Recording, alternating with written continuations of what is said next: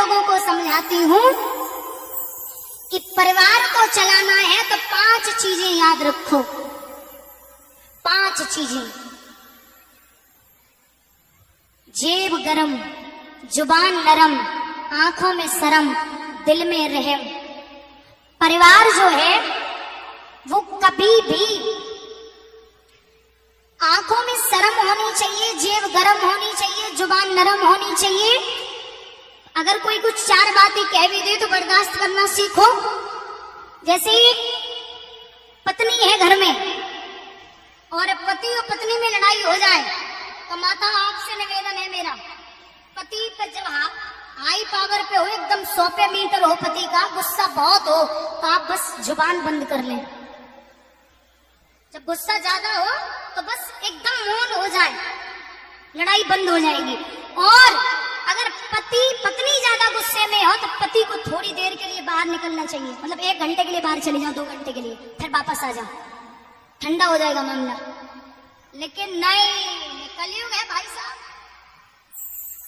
मैं कहती हूँ कि परिवार कितना भी हो, चाहे 10 आदमी हो परिवार में, चाहे 20 भाई हो, लकड़ी जो होती ना एक एक करके तोड़ोगे तो टूट जाएंगी, लेकिन अगर 10 लकड़ियों का गट्ठर एक साथ तोड़ोगे तो वो नहीं तोड़ पाओगे।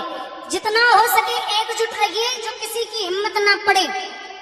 जरूरी नहीं कि संगमरमर के महल बने हो। आजकल आदमी के घर में डाइनिंग टेबल का सेट है, सोफा सेट है, ड्रेसिंग टेबल का सेट है, लेकिन आदमी का दिमाग अपसेट है।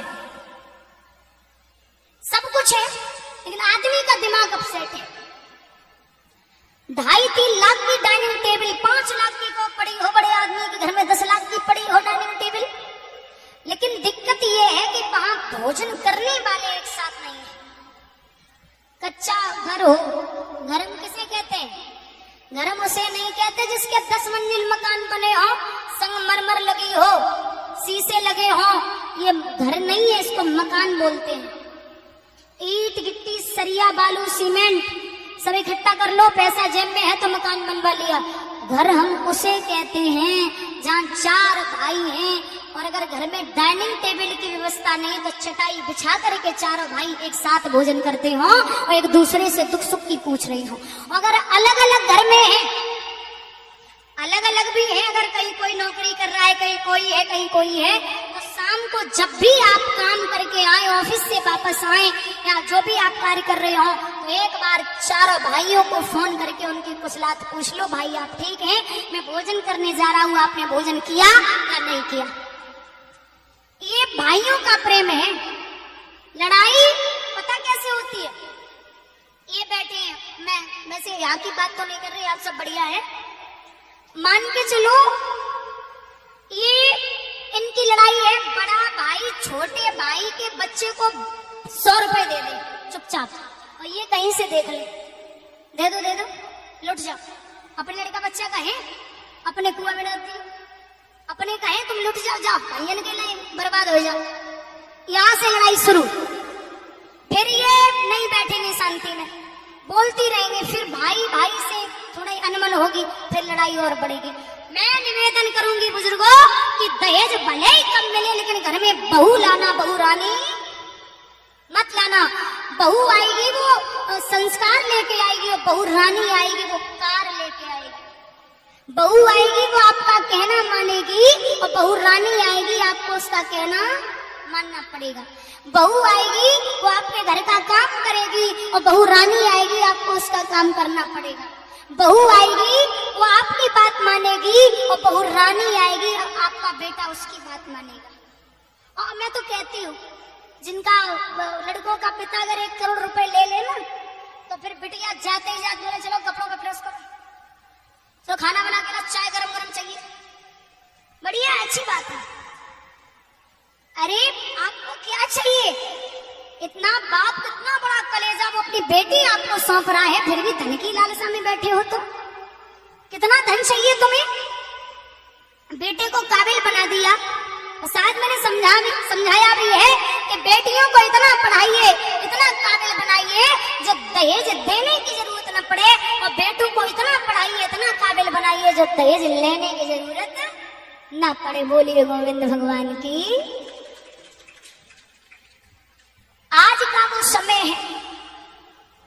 थोड़ा सा बहुरानी पे ध्यान दें।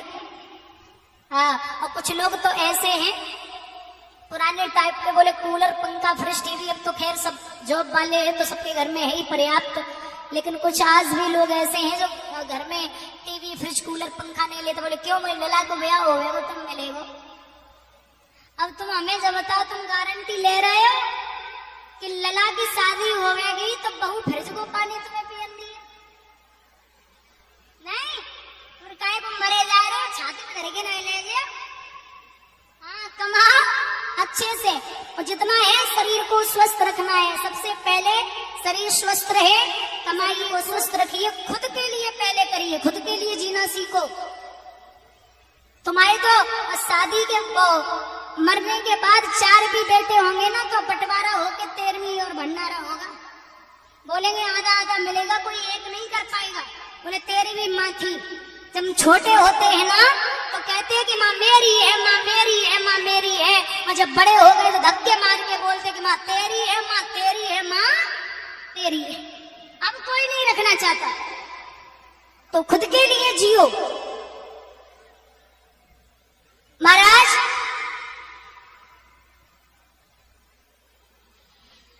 इस प्रकार से रामचरितमानस का वर्णन सुनाया गया। श्री सुखदेव भगवान वर्णन करते हैं, राजन परीक्षित प्रसंग उठता है। भगवान विष्णु की नाभि से कमल, कमल से ब्रह्मा, ब्रह्मा के नेत्रों से चंद्रमा का जन्म हुआ। तो बोले मैं रख भी नहीं सकता और मार भी नहीं रख सकता, क्योंकि गर्भवती औरत पे कभी हाथ नहीं उठाना चाहिए। औरत पे हाथ तो कभी भी नहीं उठाना है। जो आपकी आंखों से नहीं डरी वो आपकी मान से क्या डरेगी। औरत पे कभी हाथ नहीं उठाना है। तो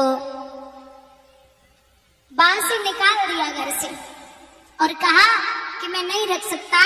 तो गुरु बृहस्पति की पत्नी तारा ने जंगल में एक पुत्र को जन्म दिया, जिनका नाम रखा गया बुध।